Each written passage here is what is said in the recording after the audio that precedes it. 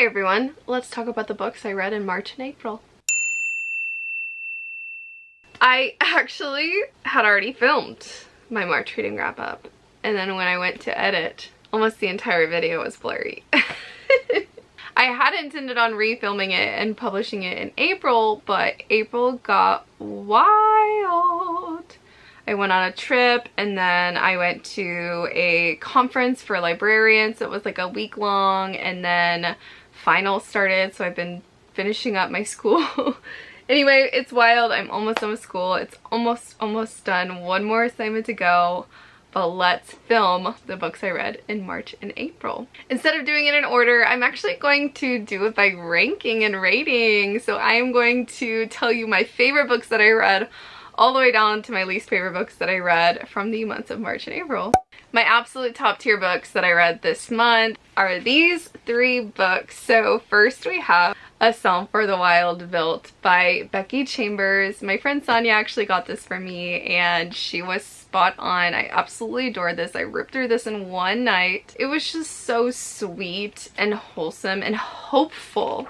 It is about this kind of like dystopian or futuristic world where they used to rely on robots and AI and all of this stuff. Something big happened and the robots just like walked away. So now they have this like after robot time period, but we have this monk who decides to become a tea monk and gets this tea wagon, tea cart ready, and they go out into other towns. They kind of travel around and give people tea and listen to their needs and their complaints and just lets them vent, and then gives them a tea to help them with that situation. Well, our monk is traveling, kind of goes a little outside of the city limits and runs into a robot. And that robot has been tasked to check on humanity and see how they're doing without the robots and see if it can help. So ensues this journey of the monk and the robot traveling together and learning things about each other and themselves along the way. It's so wholesome and hopeful and sweet and just makes you think about the world and yourself in a different way, and kind of has this message of giving yourself grace. And I just love that. I already want to reread it. I'm hoping to get the second book soon. My next favorite book of the 2 months was Darkness of Dragon by Wings of Fire. This book saved the series for me because I had already decided this was going to be the last book in the series that I read, but I loved this one so much. One of my favorites of the 10 books so far. It follows our sand dragon Quibbly and kind of wraps up this sort of spin-off series of this world. I would say like each set of 5 books has its own sort of arc, story arc. So this was that 5th book of the second kind of series of this world. So good. So much adventure. I loved Quibbly because he's kind of a morally gray character. He likes to think about the good opportunities and the bad opportunities and what would be the best situation for himself and for his friends. And it was just really fun, action-packed, interesting. We got a fully well-rounded story. I just really loved it, and I will be continuing the series now. Coming in at 4.75 stars is Winterkeep. This is the 4th book in the Graceling Realm series. I did a reading vlog on it if you're interested. This was so good. I was nervous to read this as well because I didn't really like the last book in the series. Loved this, loved the world, loved the political intrigue, loved some of the characters. It was pretty slow paced, but there was still enough adventure and intrigue that it kept me on my toes. I literally never saw anything coming in this book, like at all. I had no idea what was gonna happen next, and it was just really fun. I loved the introduction of certain characters and certain parts of this world. It kind of expanded it, and this series definitely has a lot of potential to continue now. This next set of books is more than 4 stars, but they weren't quite 5 stars, and that is these guys. So first we have Ignite Me, the 3rd book in the Shatter Me series. I really liked this. I really liked Juliet's growth and some of the revelations and conversations that were had in this book. That like last 100 pages was wild and so fun. I was like screaming, crying, throwing up, so excited. I had a really good time with this book. Then we have the Kiss Quotient. I finally wrapped up the Kiss Quotient series by Helen Hong. It was so cute. While I was reading it, I was like, oh my gosh, this is a 5-star. Now, I did kind of sit on it and I would give it like more like a 4.5 star. The ending wasn't my absolute favorite, but it didn't completely detract from the story. So we have Stella, who is on the autism spectrum. I think she has Asperger's, and she just likes things a certain way, and she doesn't like putting herself out there or going into new and different environments. And so she has her routine in her ways, but some people make comments to her about her dating life, and so she really wants to try, but she wants to try in a controlled environment. So she hires Michael as an escort to teach her how to date and like make her more comfortable with dating. And just the way that he approaches it is so sweet, and how he makes her feel so comfortable to like explore. And when she is obviously not comfortable but trying to continue anyway, he's like, no, we'll do this another time. And I just really loved that. The ending was kind of silly but I still really enjoyed this book. I enjoyed them together. The tension was wild. Those spicy scenes were great. And the audiobook was fun to listen to too. I really enjoyed this. This is a really great way to end the series. Then we have Bookshops and Bonedust. I really enjoyed this too. That's why it's at the top of the list. This is the prequel to Legends and Lattes. I also had this in a reading vlog if you're interested, but it was so great to be back in this world. I loved learning more about Viv and her background, some of the characters that she met, some of the scars that she got, some of her, like her sword that she got. We all learn about that in this story. It's on this little coastal town at the edge of one of the countries that she's in, and there's a little bit of like that calm, cozy vibe that we got from the last book, but there's also a little bit of action in it. That last like 70 pages was wild also. I'm seeing a trend, but it was a really good time and I loved seeing this side of this world. Then we have Flawless. I finally started the Chestnut Spring series by Elsie Silver. This I ripped through like in a day. Those spicy scenes had me mad blushing. There is a vlog coming soon, but not quite yet. This book follows Rhett, and I always forget her name. Rhett and Summer. Rhett has an oopsie with his career as a bull rider. Some things were caught very publicly and went viral, and so now Summer is kind of tasked with putting him to rights and kind of babysitting him and making sure that he doesn't make any more mistakes. And so it's kind of a forced proximity situation. Dislike to lovers. He doesn't really like her at first because of what she represents, but she also doesn't cower to him. She doesn't fall to her knees for him, you know, because he's like a rich, hot sports guy that rides cowboys and wears chaps, you know. So he is begrudgingly attracted to her and likes her kind of, and so it also kind of, they become friends as well. Super, super easy to read. I loved how realistic their conversations were. That's one thing that happens in a lot of books that turns me off of them, is the way that the people talk is not how people would talk in real life. And I'm like, who says that? And that really puts me off of books sometimes. But this was just, the dialogue was so good, so excellent. And it just made this book that much more enjoyable. Then we have The Cheat Sheet by Sarah Adams. I've already read this before, so this was a reread, but it was my first physical reread and I got to annotate it a little bit. I need to go back and like tab it, but I did some writing and annotating inside of it. I was worried that when I reread it, I wasn't going to enjoy it as much, but yeah, I think I enjoyed it even more. It was just so sweet and cute and made me like giggle and kick my toes. I will say, I loved the ending because there was no third act breakup. But there was still, you know, there were still some things that were being worked through, and that was kind of like the third act conflict, but it was just so non-dramatic. And I loved that so much. I just love Bree and Nathan. Nathan, I think, is a new book boyfriend. I think he is, y'all. I loved them separately so much, and then I loved them as friends, and then I loved them as a couple. So it was just like a really good combination. I'm still considering giving this a 5-star. I'm still thinking on it. So if it keeps lingering in my brain and living rent-free in my brain, then it'll move up to a 5-star. But if you want a really cute, feel-good book that's gonna make you have a happy heart, then read this book. These next books are all just really solid 4-star reads for me. I enjoyed them a lot. They weren't 5 stars, but they were still a really, really good time. So first we have Barbarians Mate. I am re-listening to the Ice Planet Barbarians series. This follows Josie and Hayden.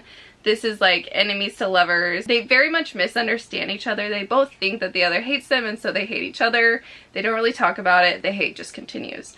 They resonate to each other, and what that means is that they're kind of like fated mates, so to speak, but they hate each other, so they're resisting it, while Josie is resisting it, and Hayden's just like, I have a mate. He's so excited and happy, but he's also really bad at communicating. So there's that. But through a series of misadventures, the two are kind of forced to cooperate, and they get to know each other, and then they fall madly in love with each other, and it's so cute. I will say the first third's not my favorite, but the last 70% of this book, absolutely love the adventures that they go on, the communication, them falling in love with each other and realizing they were wrong. Just super cute. Then we have Shatter Me by Tahira Mafi. This is the first book in the Shatter Me series. A very solid start to a fun series. Just like starting off this series is really fun for me because I am buddy reading it with my friends Erica and Autumn. So like that just makes it a little bit more meaningful to me. I will say in this book, Julia is very meek and terrified and has no idea who she is or what she wants and what's going on. Very wishy-washy, but the potential for the series is there, and I will say that it continues to get better as the story goes on. Then we have Barbarians Touch. I think this is the 7th book in the Ice Planet Barbarians series. Again, I'm re-listening to this series. This is Lila and Rokon. I love Rokon. He is so sweet, and just what he does to help Lila, because Lila cannot hear.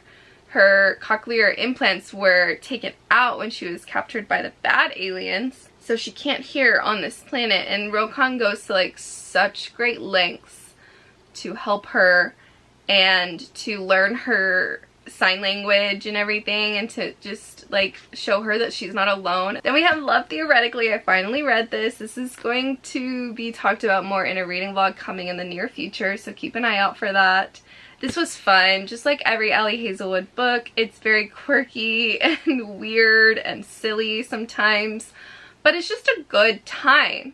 They hate each other for various reasons or a misunderstanding, and eventually they're kind of like forced together because of work or whatever, and they end up becoming friends and more. I think Jack is my least favorite.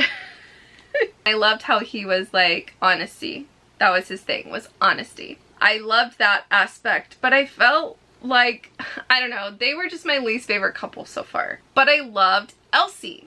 I loved Elsie as a person, as a character, because I related so much to her struggles of being in grad school and being broke and trying to figure out the next steps, but you are so run thin on energy and money and brain power that it's like, how am I going to keep going? And I resonated with that so much. There was even that scene in the middle of the book where she's like running away from Jack for various reasons and just having this meltdown. And I was literally sobbing because I was like, oh my gosh, Elsie, I feel you so much, girl. I was sobbing for an Ellie Hazelwood book, but it's because I resonated with Elsie so much. So even though they were my least favorite couple, I loved Elsie. Then we have Unite Me. This is 2 novellas from the Shatter Me series. It's Destroy Me and Fracture Me. I loved Destroy Me. Destroy Me is from Warner's perspective, and I'm Team Warner. Warner is another new book boyfriend.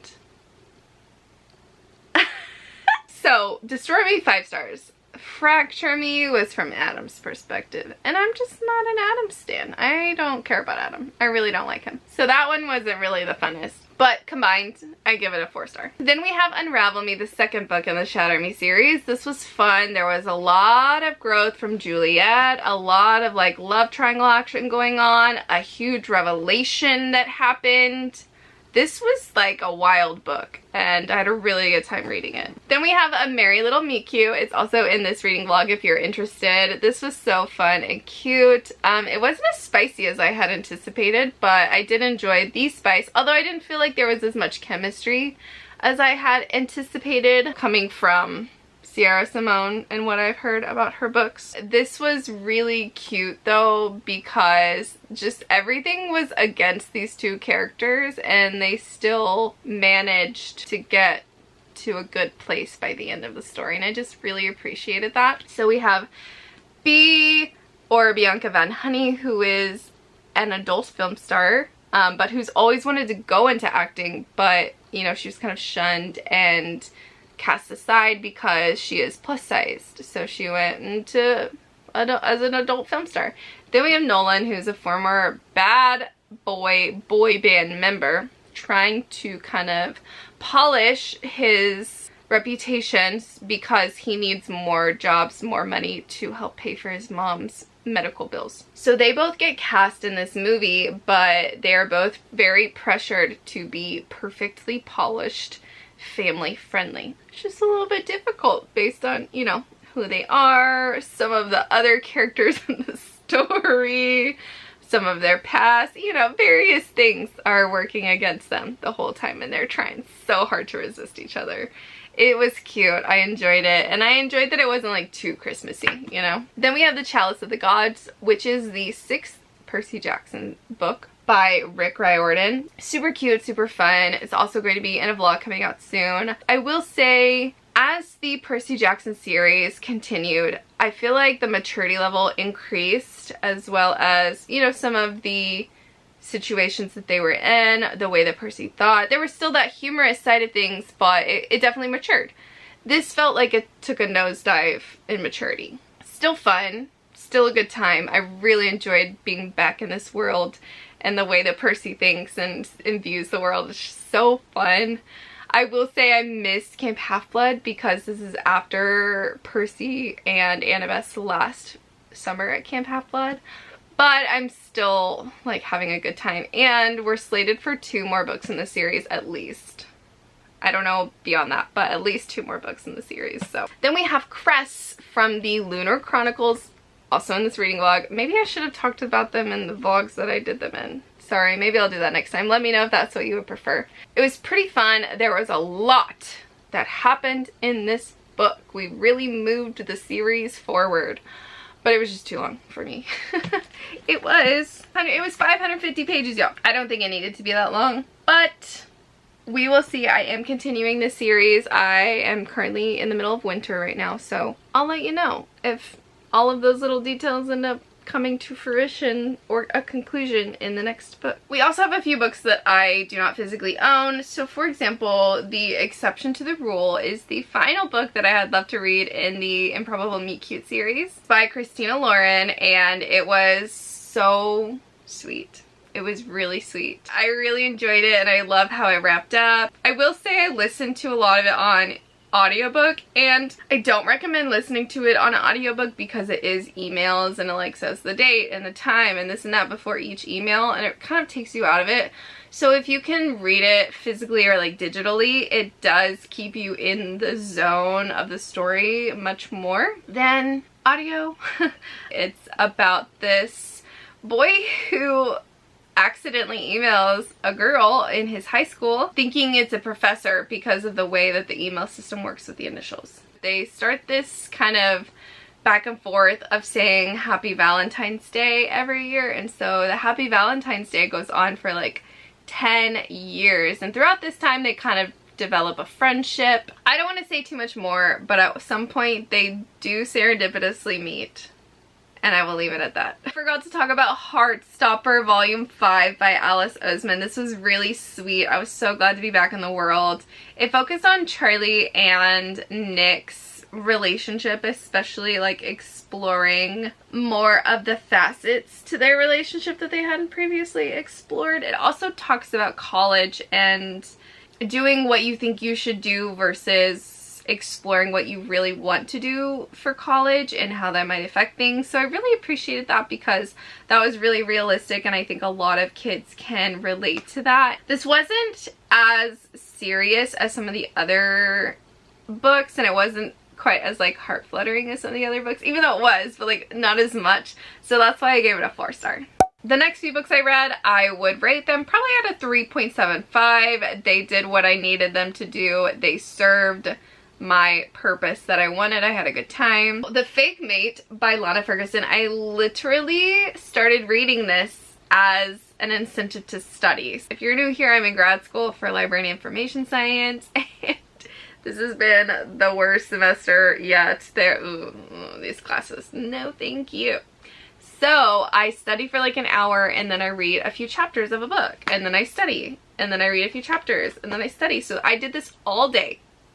I finished this book in one day, y'all. I had such a fun time. However, why didn't it get a better rating if I had such a fun time? This book is not bad, but there are some things in it that were not for me. There were a few parts of certain spicy scenes that really gave me the ick. There were certain descriptions that were present a lot that really, really gave me the ick. But I did love the whole fake relationship or relationship of convenience. That was really fun, and I loved seeing that progress. I love how he like totally fell for her first and like totally fell hard. He fell so hard. And then I can't really remember what it was, but I remember there was something at the ending. Oh yeah, he did that whole thing where like, I'm breaking things off and I'm not telling you anything because I'm protecting you. Can't stand that shit. It did end up working out well, so I didn't mind it too much, but I really am not a fan of that trope. Next we have Ready Player 2 by Ernest Cline. This wraps up the Ready Player 1 duology. I enjoyed being back in this world. However, it took a really long time for the book to really get going, in my opinion. The first third was rough to get through because we kind of get this like summarized version of what's happened since the last book, and then also Wade makes some really questionable decisions a lot. Wade is not the most likable character in this book, and so it was really hard to get on board with him for some of the things that he did. It was really hard to root for him after some of the stupid stuff that he did, but he kind of redeemed himself. So what happens is there's another challenge. There is this new technological device that the creator of the game came up with and is like, Wade, you can choose to put this out or not. And so Wade and his team decided to put it out there in the world, some sort of like optical nerve thing where you can go into the oasis and feel. So a lot of people are going in there even more than they did before, but they're making a lot more money than they did before. Once a certain number of users get on, this whole new challenge is triggered. That was when things started picking up and getting more fun. Like I said, Wade just was not really the most likable character, but also towards the end there was like a conflict between some of the characters, and it just wrapped up like that. There was no talking it out. It was just like, I'm sorry, I was wrong, and that was it. And I'm like, what? We literally spent hundreds of pages on this conflict, and that was the conclusion to it. But aside from that, I had a good time. I'm not mad I read it. I'm glad to have finished up that duology. It was a fun world. Also, I got to meet Ernest Cline recently, and that was really cool. These next books I gave 3.5 stars. So first we have Restore Me. Restore Me is the 4th book in the Shatter Me series. It was okay, but at this point I'm learning Tara Mafi's kind of equation or formula. I don't know how she does it, but like not a lot happens, but it feels like a lot happens because so much is going on between the characters emotionally. There's a lot of ups and downs and roller coasters in this book. It kind of had some relationships taking a few steps back, which I was not excited about. But it did lead Juliet a few steps forward in certain ways, so I don't know, I can't say too much because, you know, it's the 4th book in a series, so I don't want to spoil it, but it just wasn't my favorite of the series so far. In fact, it's probably my least favorite of the series so far, but I think it's really setting the world up to do a lot in the next few books. Also, we had the addition of a few more characters, and I appreciated one of those characters a lot, Azira. I think she's going to be excellent. Looking forward to that. Then we have I Married a Dragon by Regine Abel. This is, I don't know what number it is from the Prime Mating Agency. This wasn't my favorite of the series either. This is probably my least favorite of the series so far. I think because the world and some of the components of the world that were explained were just so technical. It was also a very dry book in my opinion. So the way that I explain this is that there are some of the worlds in this series, they just have different ways of speaking. For example, I Married a Naga. That species had a lot more humor and, you know, sassiness. And so I loved that because our main characters were very sassy and the flirting was top tier. The banter was so good. Whereas I Married a Birdman and I Married a Dragon, the way that they speak in those worlds is very dry. They're very candid with each other. And so the candidness just, it comes off very dry on page, and that's not my favorite. Also, our main female character is like someone that's like a police force for her world. So she goes like where there's trouble and she like helps clean up the mess and like protect the people. But when she married the dragon and went to his world, she wasn't really that anymore, and I was kind of sad. She did kind of like try to solve this like one mystery, but I think it kind of fell flat a little for me. But I still love this series. I love how imaginative Regine Abel is. I have realized that I am a sucker for world building, as long as it's not like too info dumpy, but I still love the series.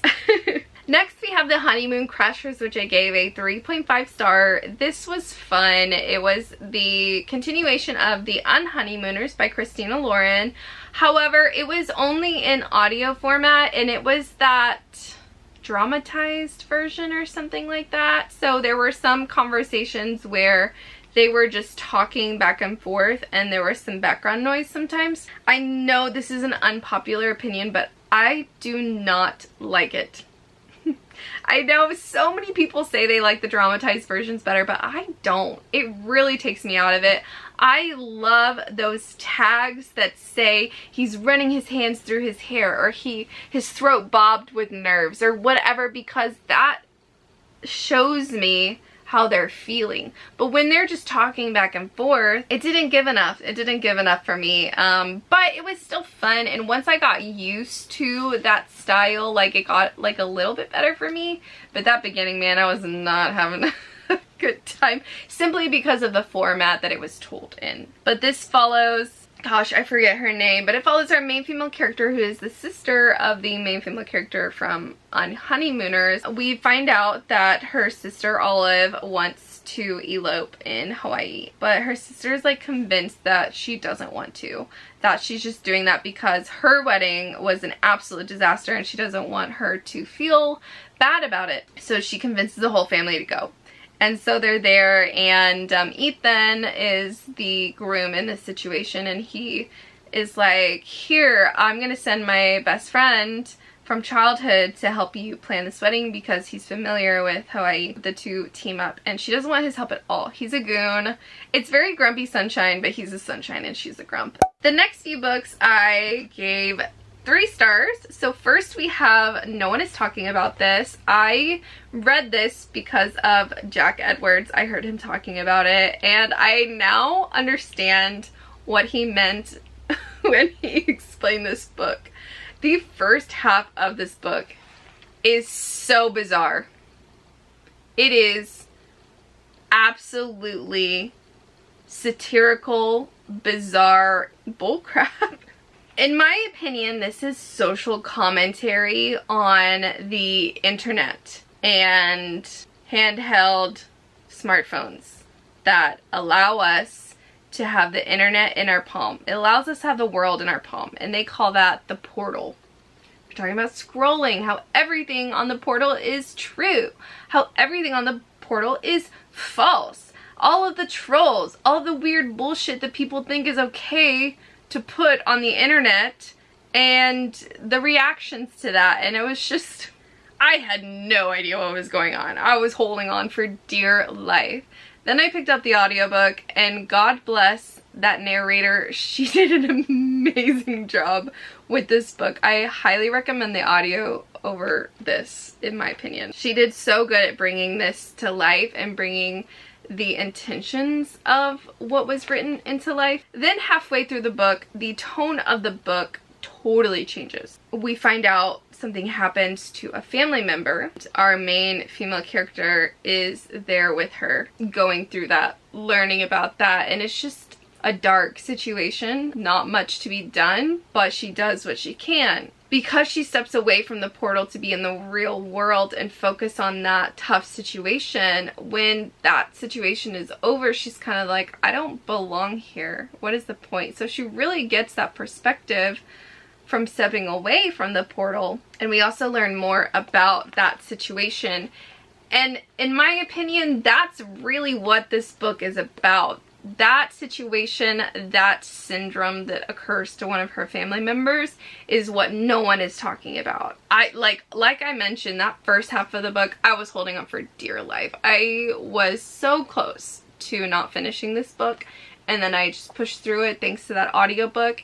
I wouldn't say this book was a pleasant reading experience, but now I'm thinking about it a lot. Like, it has me thinking about the portal, about those situations, and what it means to step away from it and be present. So I think it did what it set out to do. Then we have All Your Perfects by Colleen Hoover. I read this in a vlog if you want to know more in-depth thoughts.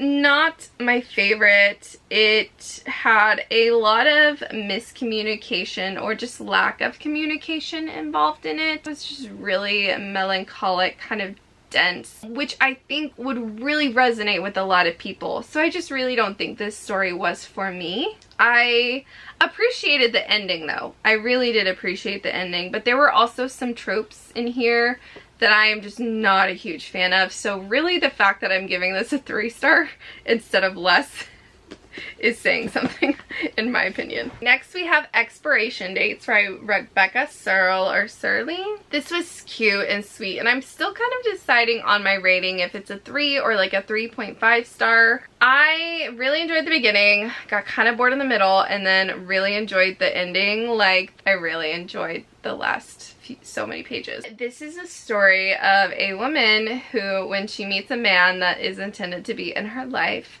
she receives a slip of paper that tells her how many days their relationship is going to be and how long they will be together. This has happened to her entire life, and later on it comes into question whether her life and decisions are influenced by the slips of paper or the slips of paper influence her life. So we get to see some of her past relationships, we get to see a current relationship and how things are going to play, because for this current relationship there is no date with the name, no number of days, it's just blank. So we get to see how that plays out. I really liked the concept, but there was that part in the middle that I wasn't, it just dragged a little. I did appreciate the twist. The next 2 books, I think I'm giving 2 stars. They just weren't for me. First we have Now Is Not the Time to Panic by Kevin Wilson. I was so sad and disappointed because Nothing to See Here is one of my favorite books, like, period. And I was so looking forward to this book. I had such high hopes, and I think that's why it just didn't do it for me. So singularly focused on this one thing that I just got so annoyed and bored. The writing was good, and I liked how quirky our main character Frankie is, but it was just so singularly focused on this one piece of art that they put on a poster and pasted the town with. And then the town decided to kind of interpret their own meaning from it. For them, it's just 2 bored kids in the summer. For the town, it turned into this whole shebang and started affecting multiple people's lives. But it's just like so focused on making the art, putting the art up. What do people think of the art? Putting more art up. Bad things happen because of the art. What happened because of that? And it's just like, I'm over it. Then we have X's and O's by Amy Leah, also in a series reading vlog. Another similar situation as the Kevin Wilson book, because I read Set on You by Amy Leah and I really enjoyed it, but this book, no. Tara just tried too hard. Didn't learn anything from her past. And she just kept pushing and going forward, and she seemed like a smart girl. She's a nurse. You have to be smart to be a nurse. But she just kept making these mistakes and pushing forward, and it was just forced and too tropey and cliche. And it just wasn't for me. And I'm sad to say that, because I don't like feeling this way about books. It makes me sad, but I wasn't a fan. Alright, my friends, thank you so much for joining me as I talked about the books I read in March and April. If you liked it, give it a thumbs up, please. And if you made it this far, consider subscribing and joining the fam. I would love to know some of your favorite books that you read in March and April, and I will see you in my next video. Bye, everyone. I hope you're doing well.